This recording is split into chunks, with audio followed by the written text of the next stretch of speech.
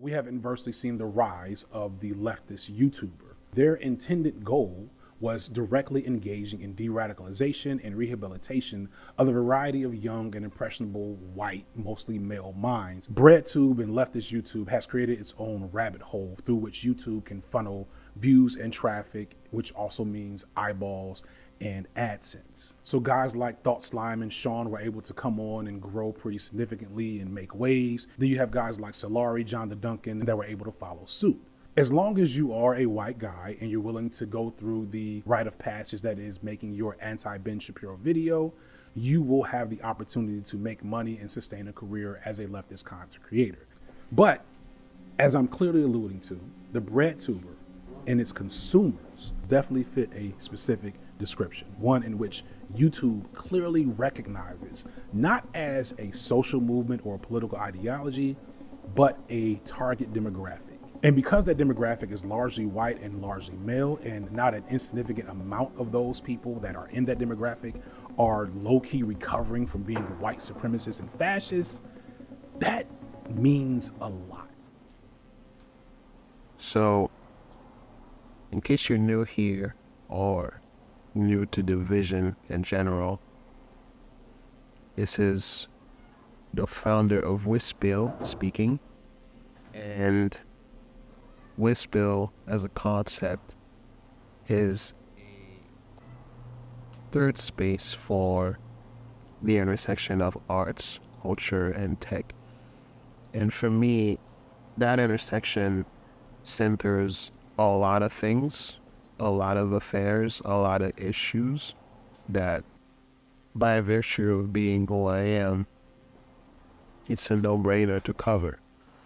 So let's wind the clock back for a second and discuss what YouTube means in terms of the tool and how I use it and what kinds of messaging I've been exposed to during my time on there.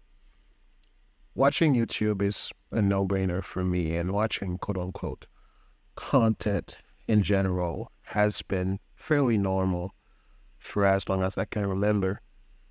And Mr. Beast being one of the most high-profile content creators I myself watched the entire time, I've seen that a lot of what he does very much aligns to a lot of the ideals I aspire to push, right? In the sense of leveraging capital for the sake of social good.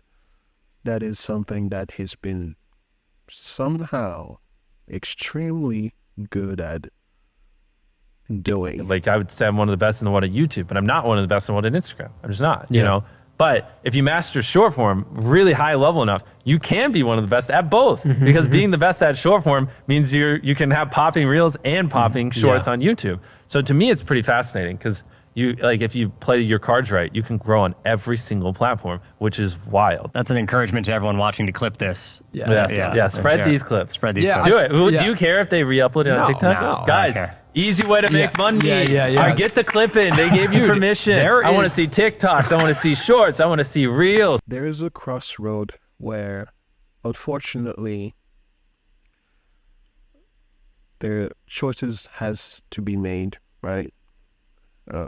Or choices have to be made, in the sense that, for one, when you're looking at the culture in which we're getting into with the rise of artificial intelligence and the rise of chronically online culture and lingo, for me, it became imperative to focus on the smaller, simple things. And that's being involved and being active on the grounds. I do think that it's possible to be doing both in a healthy way, meaning doing online and offline work.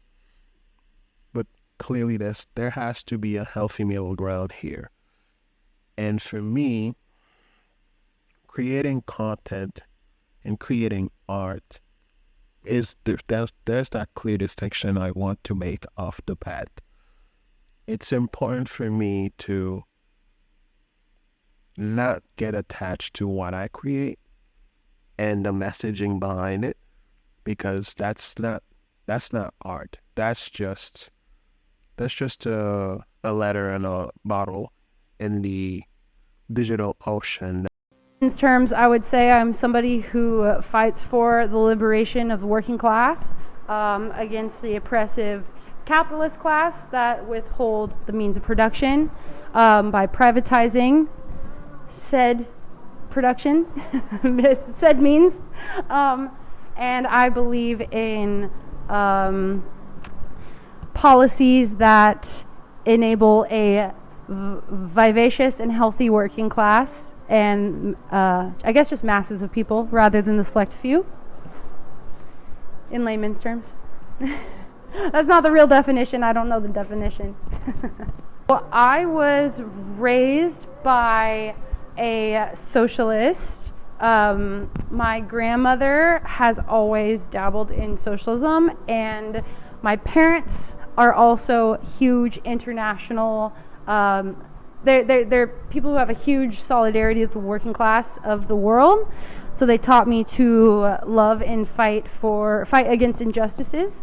So it's kind of in my blood. I was introduced to it originally by my littlest brother, who joined a bunch of revolutionary orgs in his college, and sort of came to it, after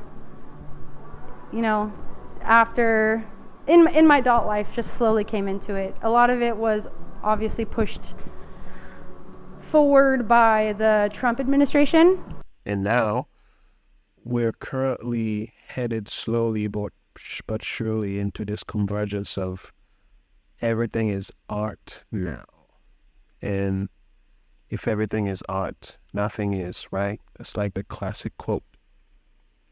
So for me, being exposed to creators such as Mr. Beast, FD Signifier, Khalid and Samir, and so on and so forth, it's fairly evident that they all come at this from a different way, and I ponder about this a lot myself in terms of how do I set out to make a dent into the world. And for me, it's by fostering third spaces.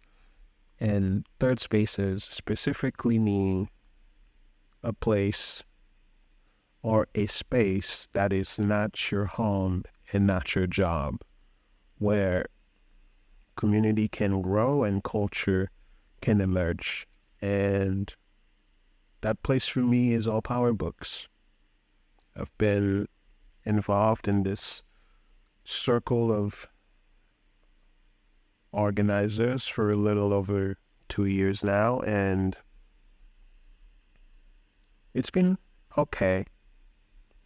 It's been mostly a learning experience, a way for me to get rid of the noise of what's going on in my head, because I want to do a lot. I'm a very ambitious person, but I can be scatterbrained sometimes, unfortunately, which is why I started to take writing as an art form way more seriously. And as a communication tool, I've even doubled down more by allowing myself to think deeply and carefully about these issues that I aim to bring up.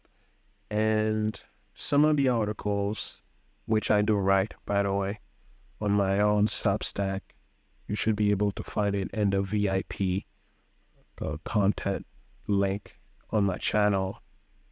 But some of these themes I've been discussing are very much centering this issue of how do we, in the age of artificial intelligence, how do we make sense of the world and how do we improve it?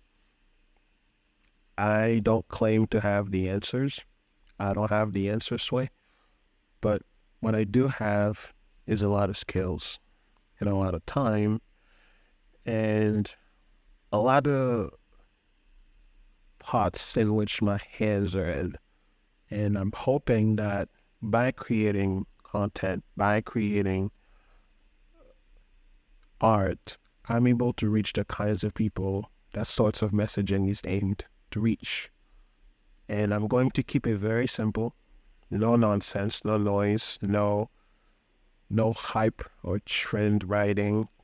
It's really gonna be me and sharing my outlook on the world and seeing who it resonates with and whether or not we can cohesively come together and make change happen, be it at the local level or at the national level or global level. But speaking of third space, before I wrap this all up, Colin and Samir by far exemplify what that means in my mind in terms of digital third spaces.